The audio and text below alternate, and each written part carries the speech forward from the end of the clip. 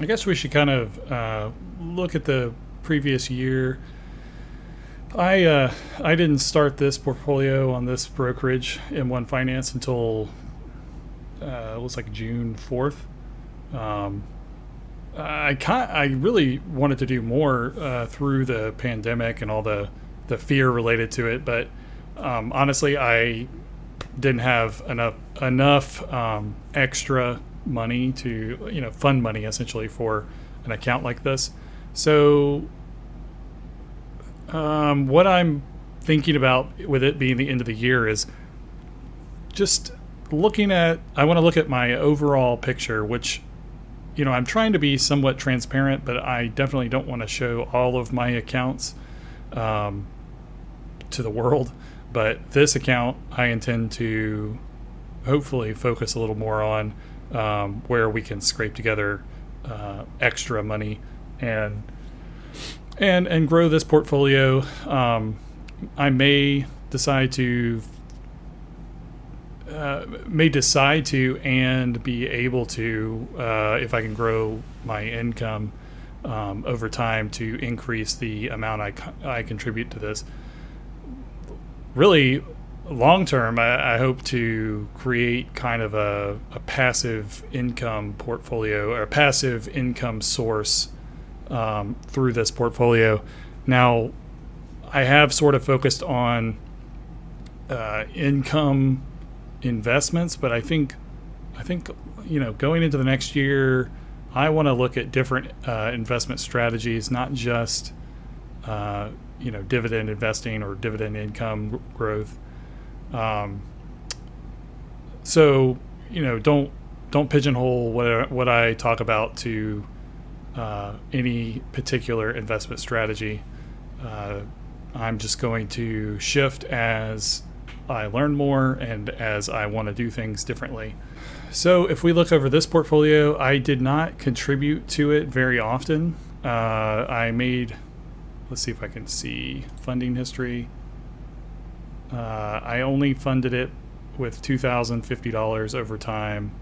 The activity you can see, we can sort by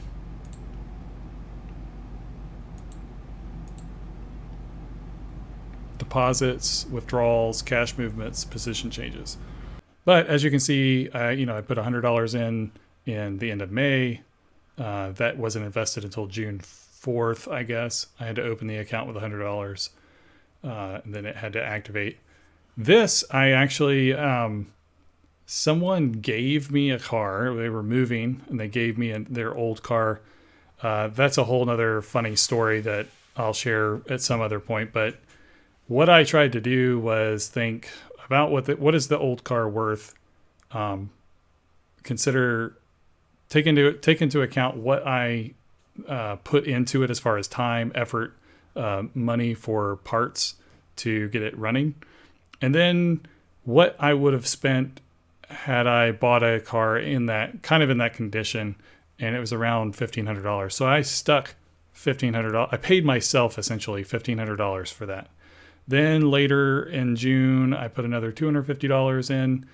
August, another $200. So it looks like I skipped July, and I got a referral bonus in September. Now, I have not done a good job of being consistent with my investing. But if you look at this, you can say that this last year I, did almost $200 a month. I don't know what the exact number would be. I'm not doing the math on the fly, but $200 or so. That's pretty decent. And so if we look at how it has grown, it's under that. I mean, it has gained $160 since June, so for half the year. Now, the things I'm thinking about for next year are, I'm always thinking about risk, right? Like you want to protect against different risks that exist, known and unknown. Risk is something that you can insure against. I'm always an optimist for the most part with investing, and pretty much not that way with anything else. I don't know why. I really love investing. I always think that over the long term, um, things are going to get better. But that's a risk. I'm actually a risk to myself by thinking that way. So uh, as I'm getting older, I'm approaching 30.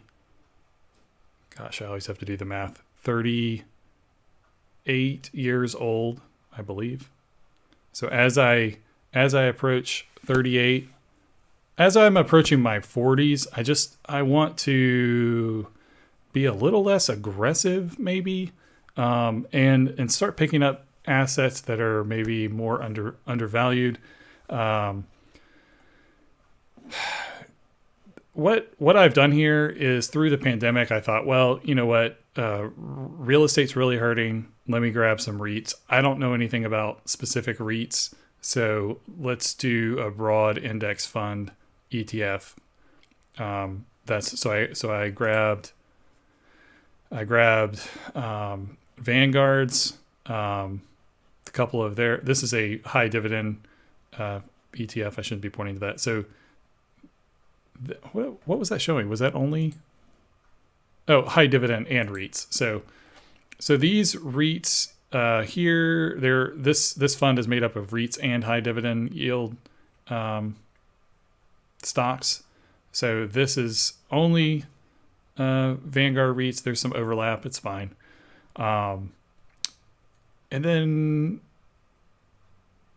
I got interested in Store Capital, that particular REIT. So I've added it here. No money has gone into it because I haven't made a contribution since I set that allocation.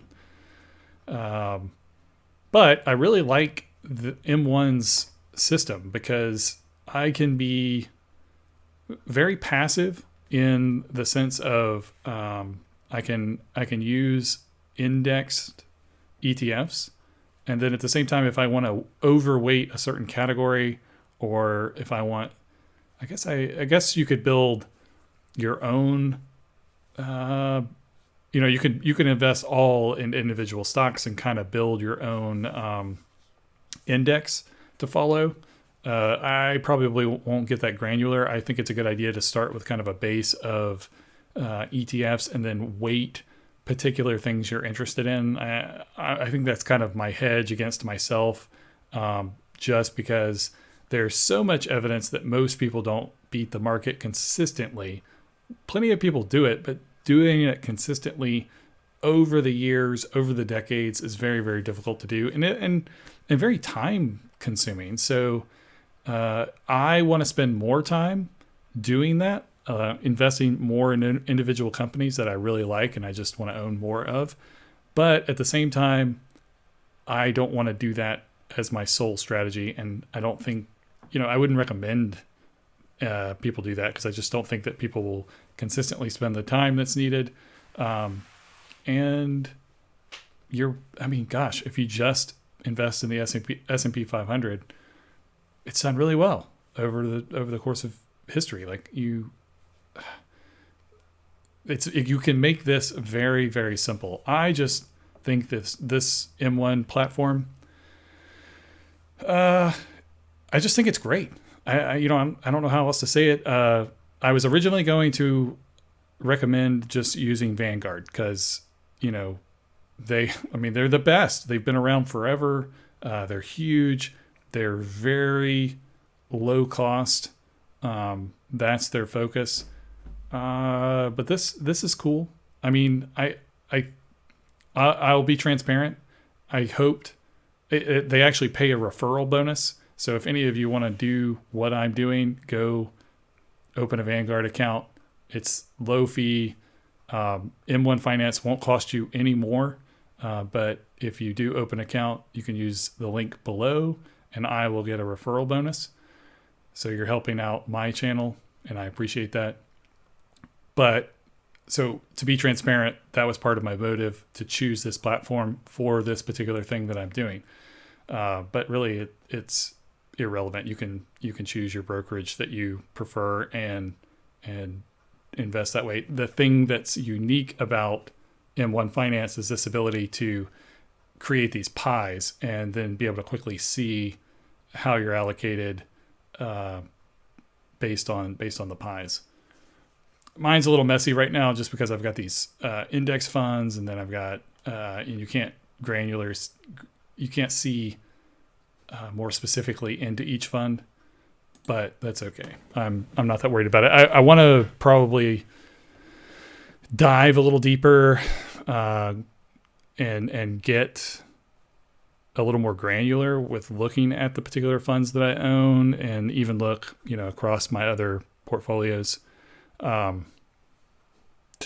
better understand what companies I own. I think it's crazy that we own these passive, huge funds, and the funds are so massive that you don't even really have a concept of all these companies that you own. But at the same time, I think, honestly, the best strategy you can have is what John Bogle talks about from Vanguard. It's just try to own everything. I mean, the long term, the best way to do well is to own it all. So whatever does well, you do well as from those gains. So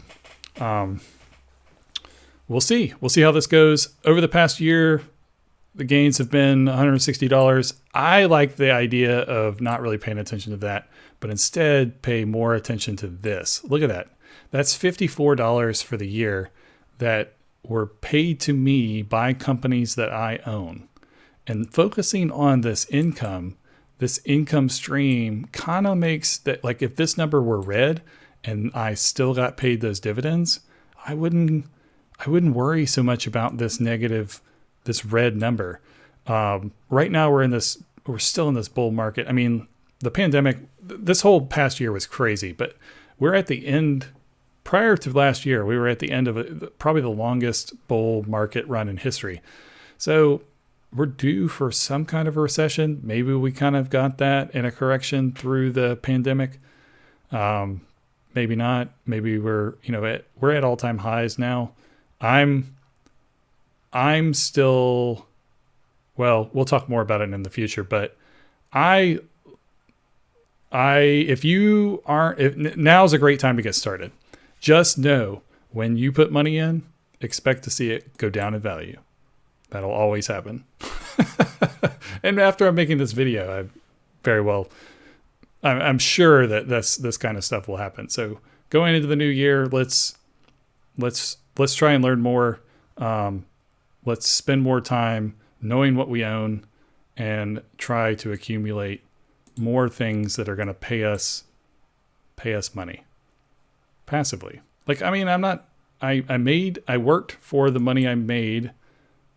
I guess my wife and we worked for the money we made through active income, but then growing this passive income. And this is going to look silly for a long time. I mean, until this number gets really, really huge. Look, this is $2,100 and it only made $50 for the whole year. Big, who cares? That seems that it's so little money, right? But as this number grows, so will this. And so the goal here is to really try and grow this number, and eventually one day have this number. Ideally, this would be the number that I would live off of. So if I could only spend $54 in a year, I could retire today, right? Anyway, we'll just end it there. Let's get started. I hope to make more content, and we'll see how things go.